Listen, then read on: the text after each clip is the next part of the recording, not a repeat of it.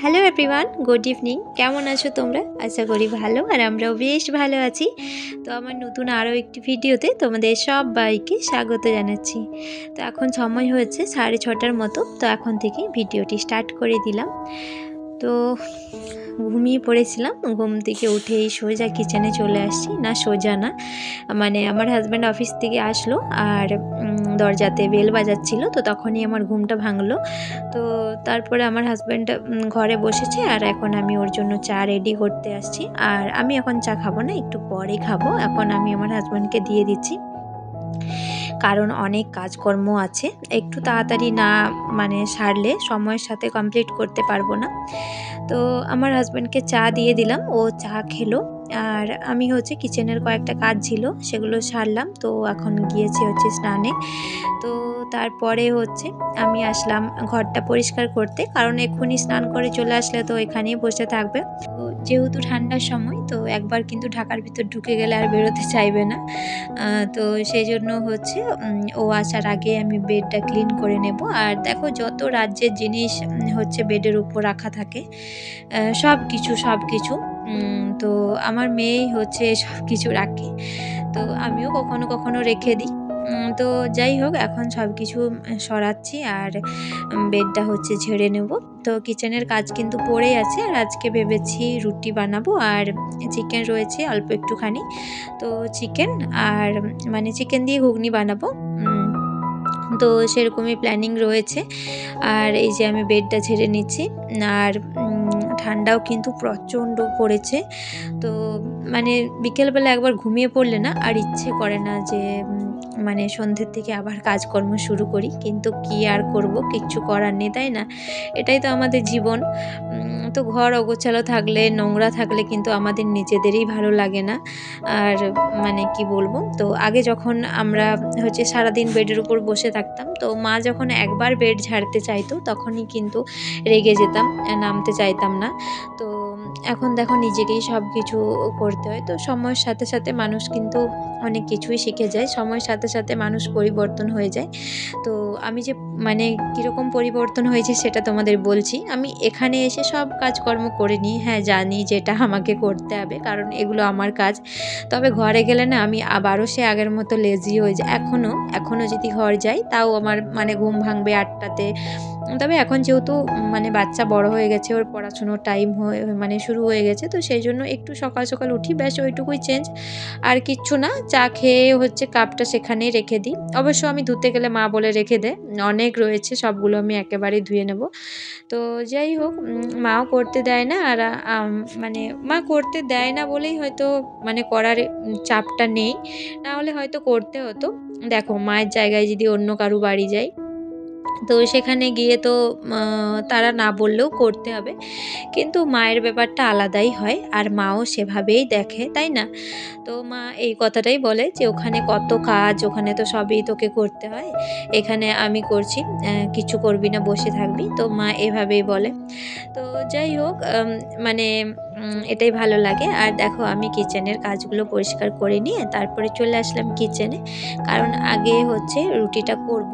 আসলে ওই ঘরটা আর ঝাড়া হলো না, কারণ আমার মেয়ে টিউশন পড়ছে, তো ওর ছুটি হলে তারপর ওই ঘরটা ঝাড়বো। আর আটাটা আমি মেখে রেখে গেছিলাম, জানো তো বন্ধুরা, একেবারে এসে সঙ্গে সঙ্গে আটা মেখে রুটি করতে না আমার অনেকটা টাইম লেগে যায় বলতে পারো, আর বেশ চাপেরও হয়। তো সেই জন্য আমি আগেই আটাটা মেখে রেখে দিয়ে গেছিলাম। তো এরপর রুটিটা করে নেব, তারপর আবার ওই ঘরের কাজটা সেরে নিয়ে তারপর এসে ঘুগনিটা বানাবো। তো আগে আমার হাজব্যান্ড এসে কিচেনে এসে আমার সাথে বেশ অনেকক্ষণ গল্প করতো। তো এখন যেহেতু শীতের সময়, তো এখন ও তো আসতে চাই না, উল্টে আমাকে বলবে যে এখানে টিভি দেখতে দেখতে বলবে যে এখানে আটাটা মেখে নাও, এখানে সবজিটা কেটে নাও। তো আমার না ওভাবে করার ঠিক একটা ইচ্ছে হয় না, যে ওখানে গিয়ে সবজি কাটবো, তো অনেকটা টাইম চলে যায় আসলে, যেহেতু সন্ধ্যের দিকের কাজকর্মগুলো একটু তাড়াতাড়ি করতে হয়, কারণ ঠান্ডার সময় তাড়াতাড়ি খেয়ে ঘুমানোরও ব্যাপার রয়েছে।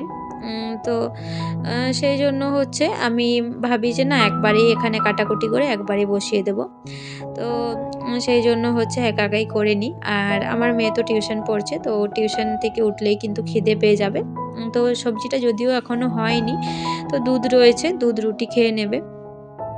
আর মানে সন্ধ্যের দিকে কাজকর্মগুলো একটু মানে ঠান্ডার সময় বলে একটু তাড়াহুড়ো করতে হচ্ছে, না হলে সেরকম একটা তাড়াহুড়ো না, মানে সকালের যেমন 9টার মধ্যে কমপ্লিট করতে হবে যে একটা সময় থাকে, রাত্রের কিন্তু সেরকম না। গ্রীষ্মকালের দিনে দেখা যায় কি একটু আমরা মানে বেলা করে খাবার খাই, সরি বেলা করে না, রাত করে 10টা 11টা।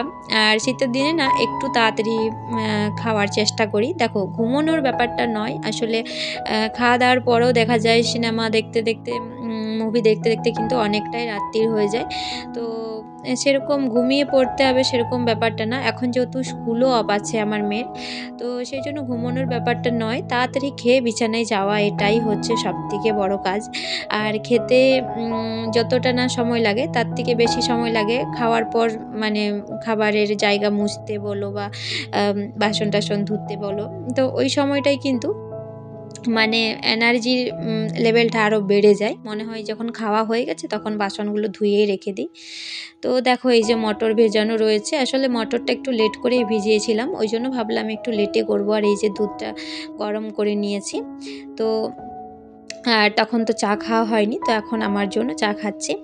তো এখন হচ্ছে আমার হাজব্যান্ড, মানে আমি একটু রাগারাগি করছিলাম যে তুমি ওখানে একাই বসে, সরি আমি এখানে একাই কাজকর্ম করছি, তুমি একা একা টিভি দেখছো, যাও টিভি দেখো। তো এইভাবে বলতে কিন্তু সঙ্গে সঙ্গে চলে এসছে। আর এই যে আমাকে বলছে যে দাও তোমাকে হেল্প করে দিচ্ছি, আমি চাটা ছেঁকে দিচ্ছি। তাই আমি বললাম যে না চাটা ছাঁকতে হবে না। তো বললো ঠিক আছে দাও তাহলে, আমি তোমাকে ভিডিও বানিয়ে দিচ্ছি। তো এই যে একটুখানি ভিডিও বানিয়েছি। আর এই যে এই চাটা আমার জন্য নিয়ে যাচ্ছি। আর আমার মেয়েরও কিন্তু মানে ছুটি হয়ে গিয়েছে, এই যে টিউশন থেকে চলে এসছে। আর এই যে দেখো এখনও কিন্তু ক্যামেরা করছে। তো যাই হোক, এখন ও টিভি, আমি ওকে বললাম যে তুমি টিভি দেখো, আমার কাজকর্ম সব হয়ে গিয়েছে, আমি এক্ষুনি আসছি। তো এই ঘরে বেডটা পরিষ্কার করে দিচ্ছি। আসলে ওর মানে একবার সকালে ঝেড়ে নিই, তারপরে হচ্ছে টিউশন টিচার আসার আগেই কিন্তু আমি একবার বেডটা ঠিকঠাক করে নিই। আর স্যার যেহেতু বেডে বসে না, চেয়ার নিয়ে বসে, আমার মেয়ে বেডের উপর বসে। তো যাই হোক, এইভাবেই একটু আধটু ছোটোখাটো কাজ ছিল। আর এখানে হচ্ছে ফ্রিজের ওপরটা না, মানে যত জিনিসপত্র সব নিয়ে এসে এখানেই রেখে দেবে। তো বিস্কুটের কিন্তু আরও 2-3টে কৌটো ছিল, সেগুলো আমি নিয়ে গিয়ে কিচেনে রাখলাম। আর একটু এই ফ্রিজের জায়গাটাও পরিষ্কার করে নিয়ে তারপর হচ্ছে ঘরগুলো ঝাড়ু দিয়ে নিলে আমার কাজ কমপ্লিট। তো কমপ্লিট বলবো না, এখনও কিন্তু রান্না বাকি রয়েছে। তো বন্ধুরা এর মধ্যে হচ্ছে আমি ঘরগুলো ঝাড়ু দিয়ে নিলাম। আর আমার হাজব্যান্ড হচ্ছে কিচেনে দেখতে এসেছিলো যে কি রান্না রয়েছে। তো আমার যেহেতু দুপুরের একটা বেগুন আলুর মুসুর বড়া দিয়ে একটা সবজি ছিল, তো সেটা কিন্তু এখনও অনেকটাই রয়েছে, মানে 3 জন আরামসে খেতে পারবে। তো আমার হাজব্যান্ড বললো দেখো এমনিতেই রাত্রি রয়ে গিয়েছে, আর ঠান্ডার মধ্যে আর ঘুগনি টুগনি আজকের মতো ছেড়ে দাও, আজকে আর বানাতে হবে না। আর সবজিটাও যেহেতু অনেকটা রয়েছে, দুধ রয়েছে, তো ওইটা দিয়ে খাওয়া হয়ে যাবে। তো প্রথমে মানে ভাবলাম যে না, কালকে যেহেতু বৃহস্পতিবার, চিকেনটা তো আর কালকে বানাতে পারবো না, তাহলে সেই পরশু। তো আমার হাজব্যান্ড বললো ছেড়ে দাও, পরশুই বানিও, এখন যেহেতু ঠান্ডার সময় ফ্রিজে রেখে দাও, তো থেকে যাবে। তো সেই জন্য হচ্ছে আর মানে রান্নার অতটা তাড়া নেই। আর এই যে আমার হাজব্যান্ডকেও একটুখানি চা করে দিয়েছি, তো ঘরটা ঝাড়ু দিয়ে নিলাম। আসলে একটা ভূতের মুভি দিয়েছে, তো সেটাই আমি আর আমার হাজব্যান্ড দুজন মিলে দেখবো। তো সেই জন্য তাড়াহুড়ো করছি। আর দেখো এই কাজগুলো তো ছেড়ে দেওয়া যায় না। তো আমি বিকেলবেলা ঘরটা ঝাড়ু দিই না, সেরকমভাবে নোংরাও হয় না বলতে পারো, তো একেবারে শোয়ার আগে দিয়ে দিই। আর এই নোংরাগুলো কিন্তু আমি বাইরে ফেলি না, ডাস্টবিনের মধ্যে রেখে দিয়ে তারপর সকালে ফেলে দিই। তো বন্ধুরা খেতে বসে পড়লাম, আর আমার মেয়েকে খাইয়ে দিয়েছি। এখন আমরা দুজনে বসেছি, ভূতের একটা মুভি দিয়েছে সেটা দেখতে দেখতে। আর এই যে খেজুরের গুড় রয়েছে, বেগুন আলু মুসুর বড়া সবজি, আর রয়েছে হচ্ছে দুধ আর রুটি। আর এই যে মুভিটা মানে দেখতে শুরু করেছি। তো চলো খাবারটা খেয়ে নিই আর মুভিটা এনজয় করি। চলো আজকের মতো এখানেই এন্ড করছি, দেখা হচ্ছে আগামীকাল নেক্সট ব্লগে। টাটা।